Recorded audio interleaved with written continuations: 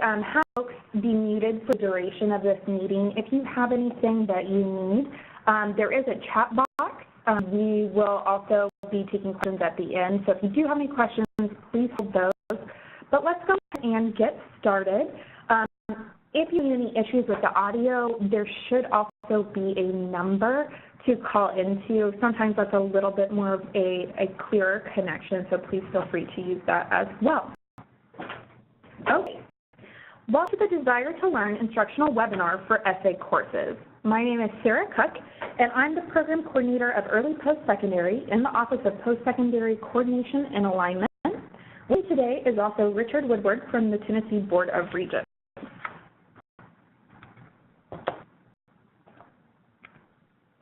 During the webinar, we will briefly review the statewide dual credit pilot and discuss the teacher's roles and responsibilities. Rich will give you a live demonstration of the online assessment platform so that you'll be prepared for the exam administration. We will have questions at the end of the webinar, so please hold your questions until the wrap-up and questions section.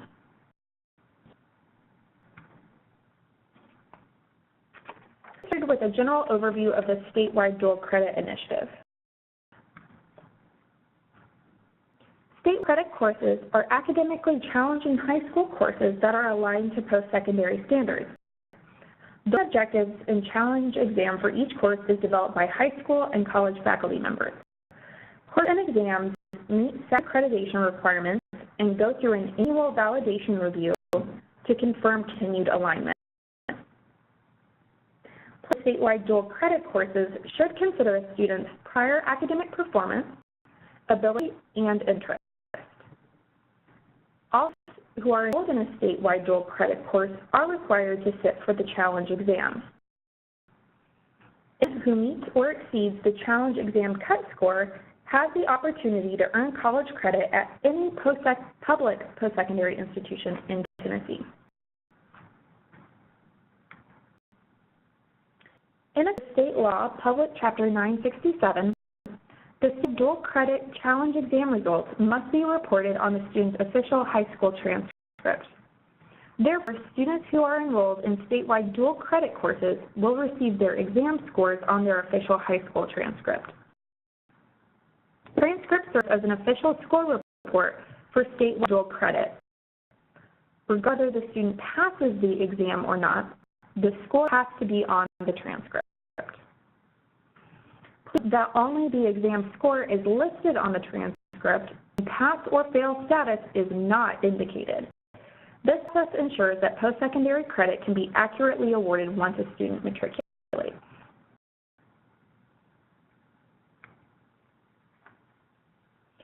Not responsible for the data reporting process, we want to make sure that you have some background knowledge about the data reporting process that ensures that all statewide dual credit scores are placed on a student's high school transcript. Data reporting process. Exam scores will be transferred directly from Desire2Learn assessment platform to the data system. From here, the statewide dual credit course information and exam scores will be delivered directly from the data system to each local school district student information system, or SIS. The senders will then upload student scores to their SIS platform, which will be retrieved by districts and placed on transcripts. Post-secondary level, representatives will have access to the EPS, or Early Post-Secondary Data System, in order to verify scores and award credit. Please note that teachers will only have a limited time frame to access student scores at the conclusion of the challenge exam. Once the time frame has passed, the appropriate person to contact regarding student scores is your school's guidance counselor, who will be responsible for reporting scores on the student's transcript. Please note that essays will not be graded until the grading window, so for essay courses, you won't be able to see students' final score until after the grading window. Earlier, when I was referring to the limited time frame to access student scores, that is strictly for the multiple choice, but keep in mind that the essay component of these exams is normally a good chunk of that. So when you see student scores, please feel free to remind them or to remind yourself that that is not their final scores. Again, the essay will need to be graded before we get their full score at the end.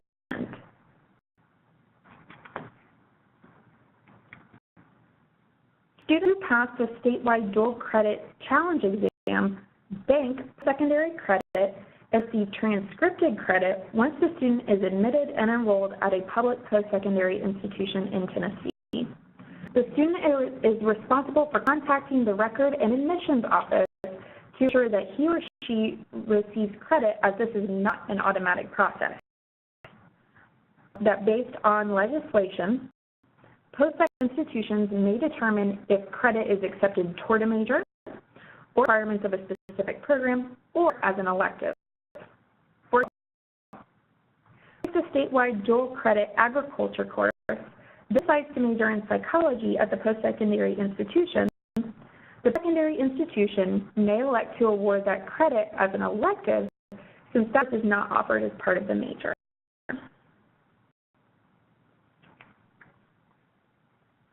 Let's talk about the roles and responsibilities for teachers. Overall, teachers are responsible for the following: content knowledge and ability to guide students to success in mastering the course learning objectives, understanding the statewide dual credit pilot and being prepared to help students take advantage of the opportunity, keep with course materials and deadlines, and ensuring that the administration of the challenge exam meets all requirements set forth by our department and post-sec institutions.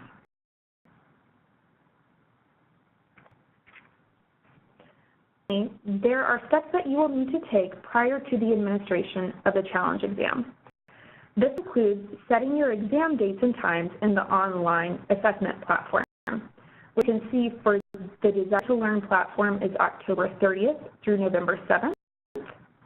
And you can also see that there will be an electronic form that we will send out to you all to be able to report that during that time frame.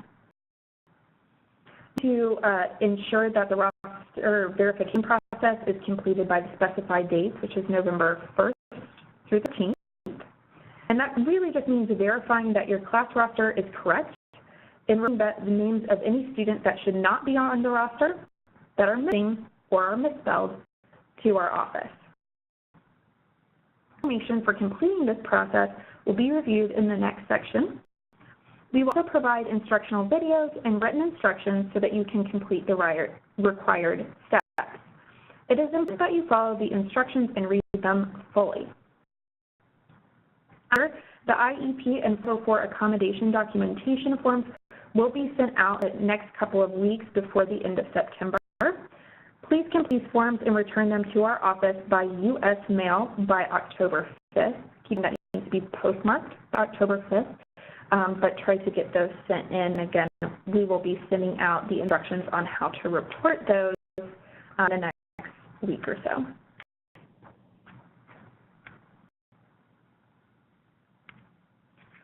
The webinar over to Richard Woodward to walk you through the Desire2Learn assessment platform.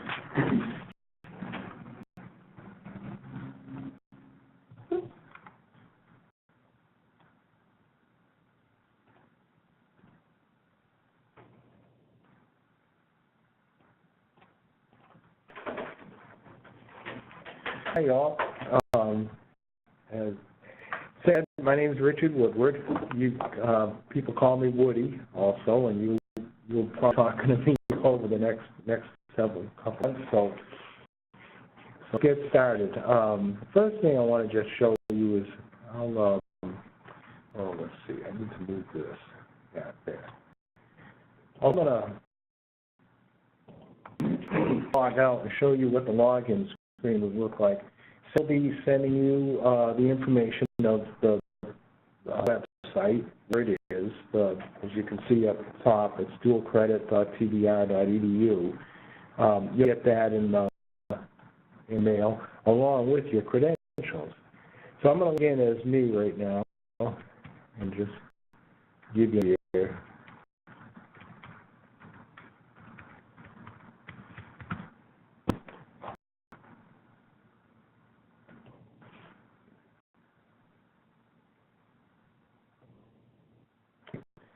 Now login page. This page here that we're coming to is called our course home, our home page. Down below, you will see, as soon as it loads up here, you'll see the different classes. You only see one for your particular class that you're over, or you have several. All depends on how many you're responsible for, how many you're teaching. So, so what we're going to do, the first thing I want you to do is, if you notice up here, the top right, you'll see my name. I want you to be clicking on here, and the account settings, and click there. And we get in here, you're going to see this change password. This is just like any other password. You're going to get a direct password that will be sent you. Once you get here, hit your change password. It will ask you for the old and what you want to call your new password. Set the thing for something that you guys can remember. That's the easiest way. There is a way to reset it if you forget it, or of course you can always call me and I can help you. So here's your first thing that I need you to do. Go over here and hit save and close. I'll hit cancel because I don't want to mess with mine.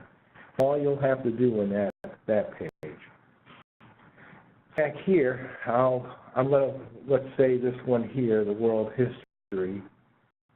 I call it history demo. And I'll click on that. Now we can see what's called course home. This is where you're going to be doing all your work, where the students will be going to take the challenge exams. The first thing I want you to be doing is to come in here to where it says instructor. You'll drop down and we'll click on edit. And I'm playing through this stuff. Don't panic. Sarah and I have some tutorials. This recording will be available to you all, but we'll get some papers too, tutorials. So don't worry about it. Right here, as you can see, it brings you up a standard area to make some changes in. And what you do is just simply highlight high school name, type in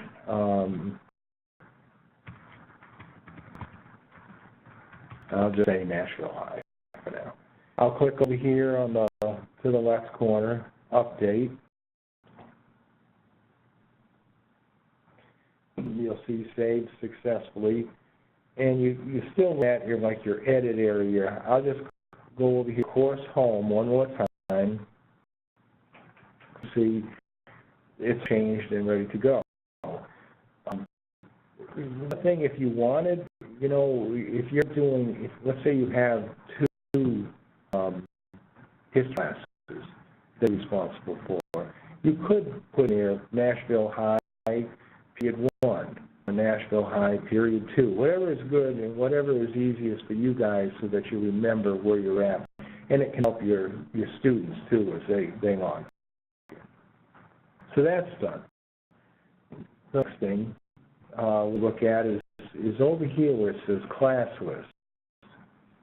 Click on that, and you don't see very good one here, but you'll notice names over here. You'll see HS student and HS instructor, high school student, high school instructor. You may see one instructor, and it should be your name inside of here. There are students, you will see your whole class list. This is where you want to go and look, make sure that everybody's there that's supposed to be there. Everybody has a correct spelling, first and last name.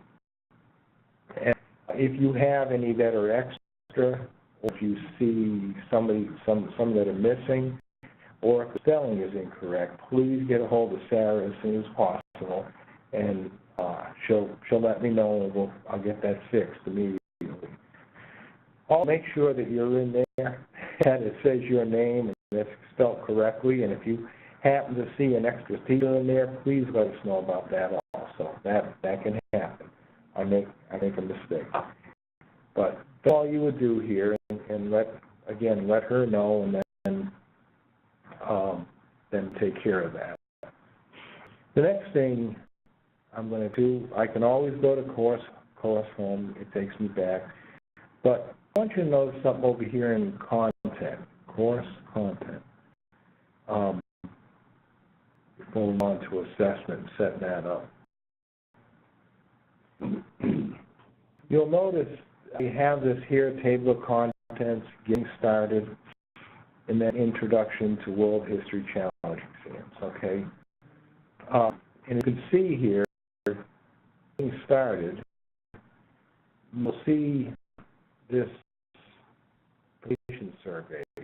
The students must do this survey, and there's one other survey that you'll see in here, it's under here, where it's a statewide dual credit challenge exam student survey, okay? The survey must be done before the exam will open. And that's absolutely what it says. And the reason both of these surveys must be done before the challenge exam will open.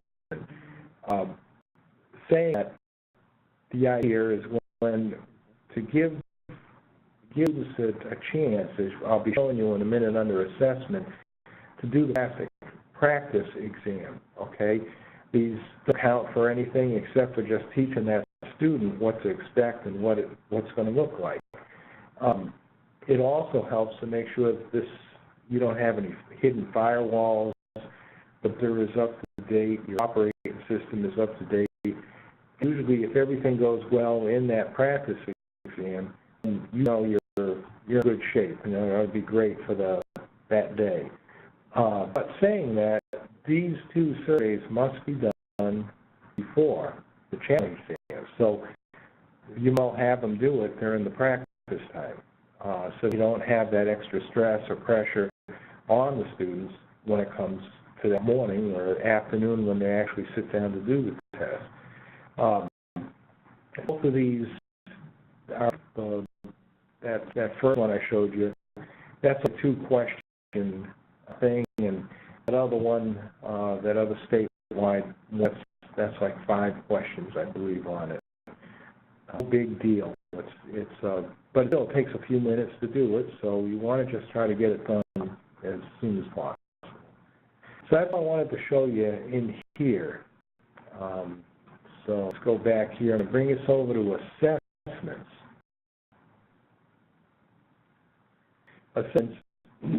If you'll notice it says World History Practice Test. And ability always available. You don't have to do anything with that. Just leave that there and leave it. Please don't go in and set that up. Try to set it up for different times or leave it the way that it is. Don't see it in that respect. Please get hold of her or I can take care of that. The thing down is your World History Challenge exam or whatever subject that you teach, psychology or sociology. But you'll notice here it's got an available time, date, and time. Okay, that's obviously wrong, so we're going to go in and I'm going to click right on there. And see there's restrictions up here. Please don't worry about anything else in here. Please don't go in and mess with any other settings except for where I'm bringing you to. Need that stress. Sarah will stress that to you too in a minute, where it can ruin things for your students if anything else is tampered with. So as you notice here, it says has a start date and end date. That first thing you want to do is come on in here and click on what the start date and the end date is. That will be the same day as you all would, because that's when the test is happening. As far as the time, you would just simply click in here, and you can see it defaults to half-hour times, but you can click in here what you want as far as, like, I'll say I want this test to start 8. If 8:05 a.m. and I'll just end. So this is a 2-hour exam. So 8, 9, 10. Say 10:05 also. Please don't put time in these. It's no point in doing that. The students can get in 5 minutes early. Also remember that the test set up to be specifically 2 hours. So you're really not going to gain anything if you put 3 o'clock in the afternoon, 3 p.m. from 8:05 a.m. because the test really is just a 2-hour and it's set up inside that area. Right? That's where you would do that, and you would simply hit save and close at that point. Now notice something that says United States Chicago time. So this is Central Time.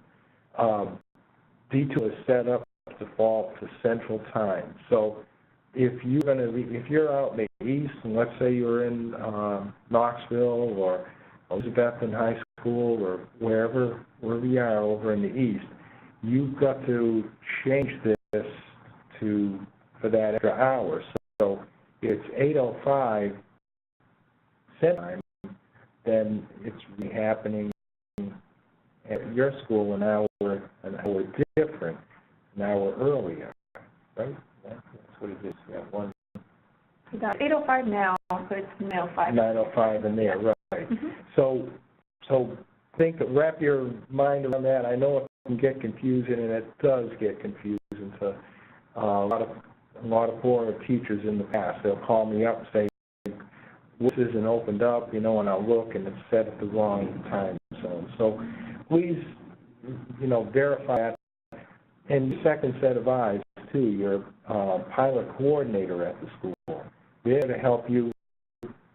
They'll be any more of an expert than you are, but they're a second set of eyes to just verify that. So that's all you would do. You would hit that save and close. You'll leave everything else alone. Please do not touch any of this, because that would jeopardize them having ability. I talk about special access right now, too. If you're doing, it's going to send in about the IEPs. Okay. Those students would have to have that special access extra time. So I'm just going to click on here and just give you a little brief look at that. So allow selected users.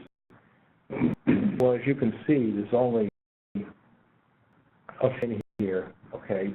I would simply click on that one user, that student, okay? And generally, how it would work, it defaults where it's off for the main setting up of the time in times. And really, I think, what is it, an hour, maybe? It can be, yeah. So at this point, you would simply type in here 11:05 if they're starting at the same time as the rest of the class. And then you would just simply hit add special access, and then you would see that student appear on that next page. We will be sending, for those of you who may need IEP or 504 accommodations, we will be sending out those specific instructions specific to those students, particularly if it's extra time or any other accommodations that might be required. Yeah. So, and then I'll just hit save and close, and we'll look with the network. I think so. Okay, and as you can notice right here, you'll see, again, it'll verify what's going on, that you have it set properly. This here is just saying that there's conditional releases. What that means is, like I brought out at the beginning of this, where to do the surveys. This, even though it says we'll open at 8:05 a.m., it will not open up until those surveys are both done. Then the student can see it, and then they can click on it and take it. The last thing I just wanted to show you is right back up here where it says Richard Woodward. Yeah, right here on log out, and same with you, and now you get out. That's what I have. All right. Thank you, Woody. Okay, and then give me just 1 second. We'll get back to our presentation here.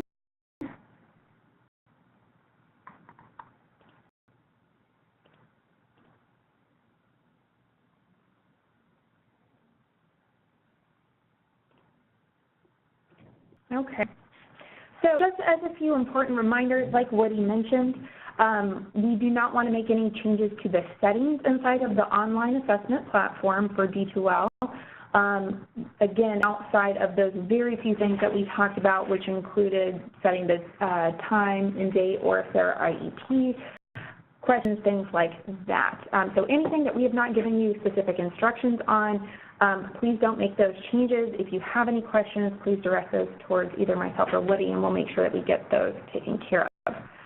Also keep in mind, if for whatever reason you need to update or change your exam time, you must notify us at earlypostsecondary@tn.gov. So please make sure that you send us an email letting us know that. It's really important for Woody that he is able to do that. You know, he really has kind of this big Excel spreadsheet, and so he does not know to get on unless that's been reported to us. And so we need to know that, and so he can be there to help troubleshoot, make any administration changes, things like that, and be there to support you. We can only do that if you've reported that to us. So please make sure that you're doing that. Also make sure that you are using Google Chrome or Firefox.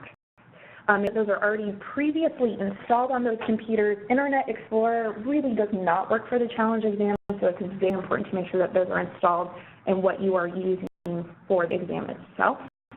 Also, don't forget that absenteeism on both the original and makeup test dates will result in this opportunity to earn college credits while in high school. And as a special note for these essay courses that we're working on, again, like I mentioned earlier, the final scores won't be available until after the grading period, because post-secondary faculty must then also grade the essay component in addition to multiple choice component. Okay, so please pay attention to written instructions that we will be providing. You will be entering the exam date and time, and then also keep in mind that you get access to the platform once you've completed the survey that is associated with this webinar. And like what he mentioned, there are videos and instructions in there that will be available for refreshers, as well as the recording of this. But also keep in mind that there are times where you'll be doing these steps and they will not be right now. So you may not see your name or your student's name at this moment in time if you were to log in, let's say next week, but we will be putting this in according to these timelines that we are getting ready to discuss. Let's talk about those deadlines then. Okay. So, important dates to remember. You can see up here there's the practice test window, and this applies to all SDC courses. It starts on November 12th. Keeping up the practice test is really important. So not only are the students familiar with the assessment platform, but it also allows you to test their credentials, your login credentials. We really don't want students to be logging in for the first time on the date of the challenge exam. And then it also really kind of helps work out some of those any technical issues, particularly if you're using the exact computers that you plan on using during the exam administration. So again, if you've already put computers, you've already seen, are there any firewall issues? Are the right browsers installed? And it really just kind of helps eliminate those issues. So you'll see that we don't have an end date to the practice exam, and that is because the practice exam window closes once students actually take the challenge exam for your particular course. So a teacher may have theirs on the first day of the challenge exam window, another teacher may have it on the last, and so there's a little bit of variation there. But the thing to keep in mind with the practice test window is that really you want to give your students enough time to have seen this to then feel like they're then prepared. So practice test one day, actual exam the next day might not help them to feel super comfortable. So just keep some of those time frames in mind as we work. Do keep in mind that these practice tests and the challenge exam windows are for fall semester. So for those of you who are participating in full year or spring courses, we will also be giving you those spring dates as well. But this is really just for those folks who plan on administering their challenge exam during fall. So let's go over the actual dates of the challenge exam. Again, all the first bullet applies to you all here because it's American History, Sociology, and World History are our essay courses. As you see, the challenge exam window for fall is November 26th through December 6th. You'll see the makeup exam window then is December 5th through 7th. Okay. And there is that essay grading window, which is December 10th through 14th.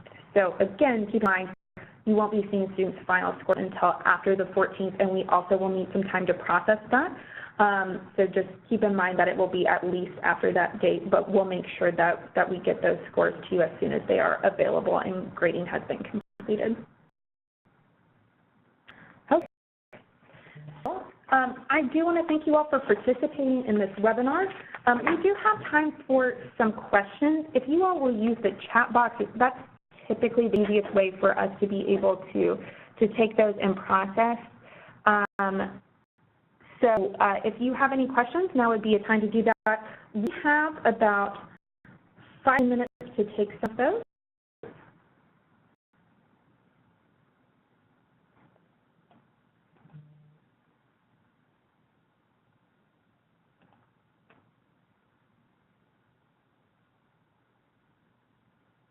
Any questions?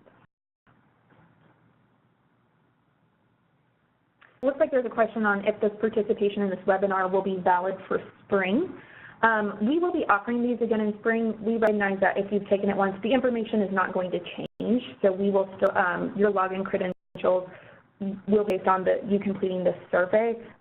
So even if you are not testing until spring, this will count as that. However, it's always have that reminder. So if you want to participate in the spring one, you're welcome to do that as well. But we also will be having recordings of these. So if anybody is coming a little late or having issues with maybe some audio, we will absolutely also be making sure to get these uploaded and sent out to you all as well through the actual platform. I see a question. Last year, my surveys did not appear complete on test day. How do I prevent this? I'll get into that. I don't think I've heard of that, but I'll check that out and make sure that was very frustrating. Now, I do remember now, just saying that a couple of people had called me about that it appeared that the student had just done it, but it still wasn't opening. And right in there at that time when you called me, and I just opened it so that because I saw that they had done it. So I'm not sure the answer to a lot of things that will happen. These glitches, so to speak, anything from internet glitch to some that's local on the computer to something that's happening 100 miles away. But I'll be there for you.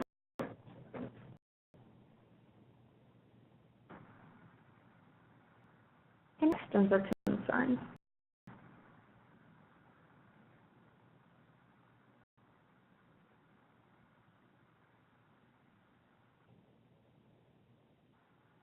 If y'all do think of any additional questions, please look at our contact information on here. I know y'all have my contact information. If you don't previously have Woody's, it is available here.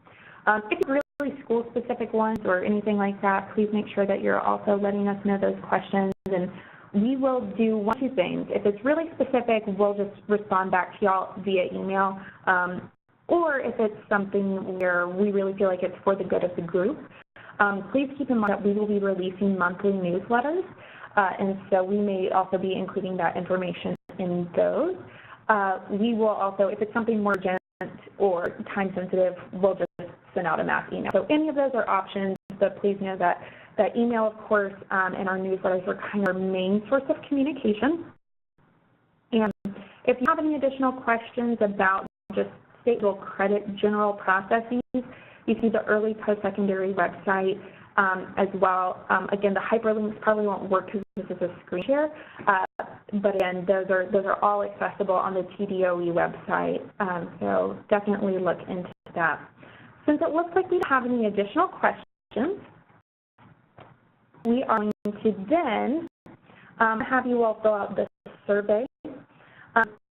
Things to keep in mind about this survey is that it is at http://bp.ly/SDC webinar fall 2018, all lowercase. Again, probably can't hyperlink it on here, but please feel free to copy that into your browser. I will leave this open for the next couple of minutes. Keep in mind that you must complete the survey in order to get your credentials to the Ascent platform. So if you have multiple teachers who are in the room, please know that every person has to go ahead and do this in order to get their own unique login credentials. So I'll go ahead and leave that up. And again, if you all think of any questions, please let us know via email. But go ahead and, like I said, I'll leave this up. Thanks again for joining us on our webinar. And if you all need anything, let us know. Have a good day.